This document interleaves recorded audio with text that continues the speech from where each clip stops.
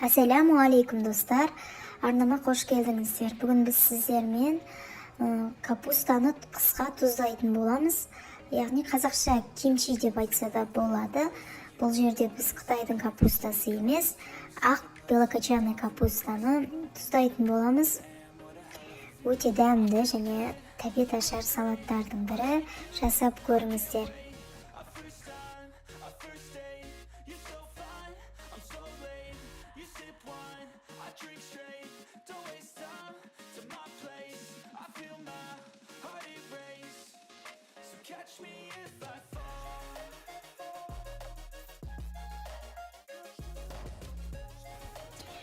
Каналыма тіркеліп лайк басып, қазақша каналдың дамуына өз үлестеріңізді қоса кетіңіздер.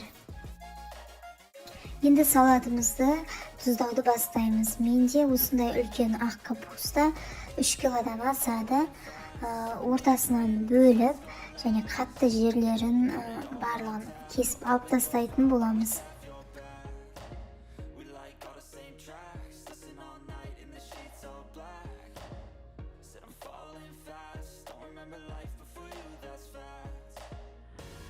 Қатты бөліктерді алып тастағаннан кейін ортасынан тағы да осылай бөлеміз.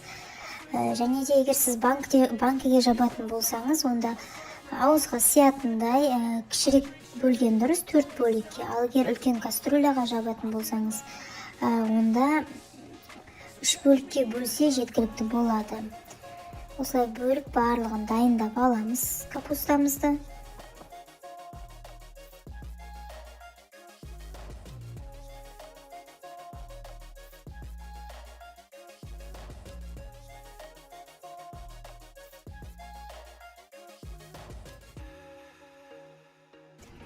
Капусталардың барлығын осылай турап алғаннан кейін бұларды тұздауға кірісеміз. Негізінде шұңғыл ыдыс болғаны дұрыс. Мен кастрюляда тұздадым. Кастрюлямызға суық кранның суын құйып аламыз орта қылып, сөйтіп капустаның барлығын бататындай ішіне салатын боламыз. Мен тұзымды бөлек ыдыста ерітіп алдым, тезірек еру үшін.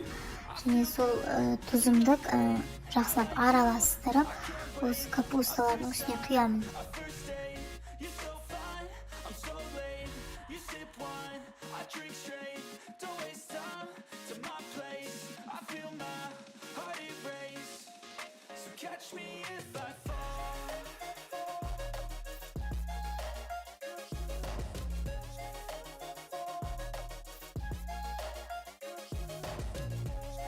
Тұздың барлығын осылай саламыз. Тұзды болғаны жақсы капустаның.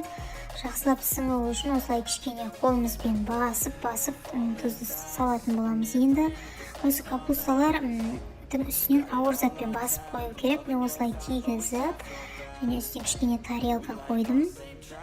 Және салафанмен орадым, шаң ештеңе болмас үшін. Үстіне ауыр бір зат қою керек болады.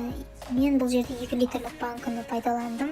Сіздерде егер одан да үлкен 5 литрлік болса да, үстіне қою керексіздер. Ол жақсырақ баттып, ауыр затпен салмағымен батқаны дұрыс капустаның.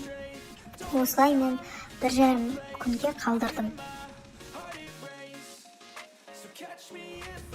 Енді біз келесі капустамызға жағатын қоспамызды дайындайтын боламыз. Ол үшін бізге осындай жартылай ащы қызыл бұрыштарымыз қажет болады. Осылай барлығын турап, ет тартқыштан өткізіп алатын боламыз.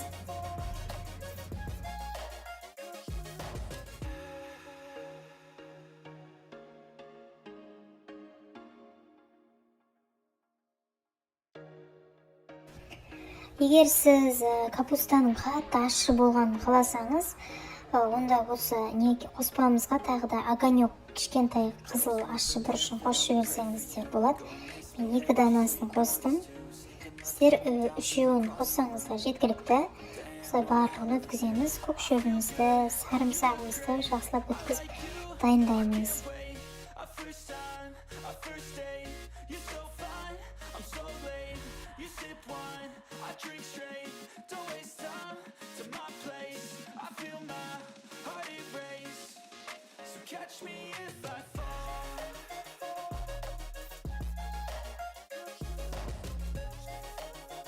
Міне бізде қоспа дайын болды.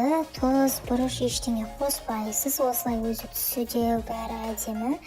Капустаның өзінде тұз барлығы жеткілікті.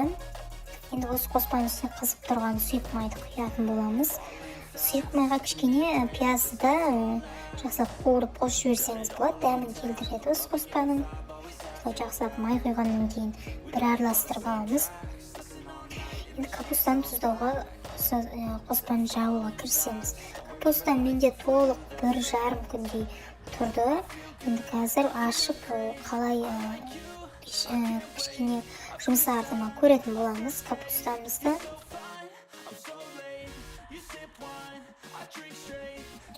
Міне капустамыз дайын екен, жұмсарды капуста. Осыдан кейін капустаны қатты қолдарыңызбен қатты сықпаңыздар, жартылай сығу қажет. Кішкене сулы болған дұрыс капустаны. Осылай қойып, барлығын шығарып, жеке-жеке арасына қоспаны жағатын боламыз.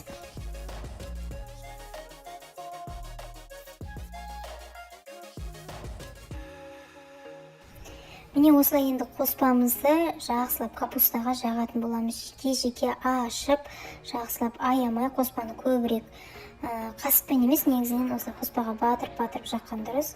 Міндетті түрде перчатка киіп алыңыздар, өйткені ащы бұрыш бар құрамында.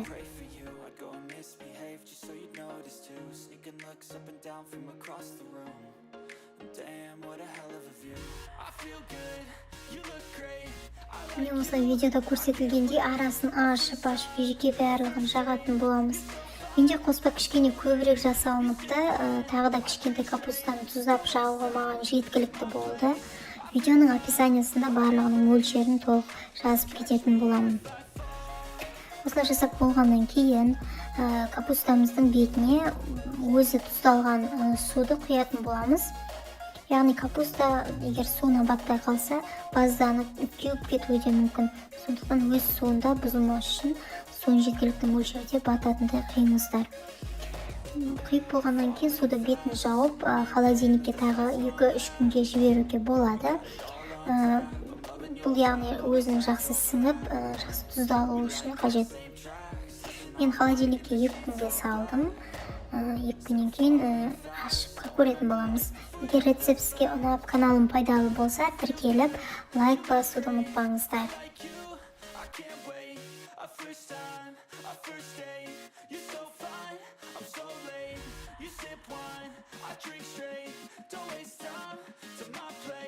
Міне біздің салатымыз дайын болды. Қыста табиғи ашатын нағыз рахаттанып отырып жейтін салаттардың бірі. Жасап көріңіздер. Сұйық және қою тамақтармен бірге жақсы өте үйлеседі.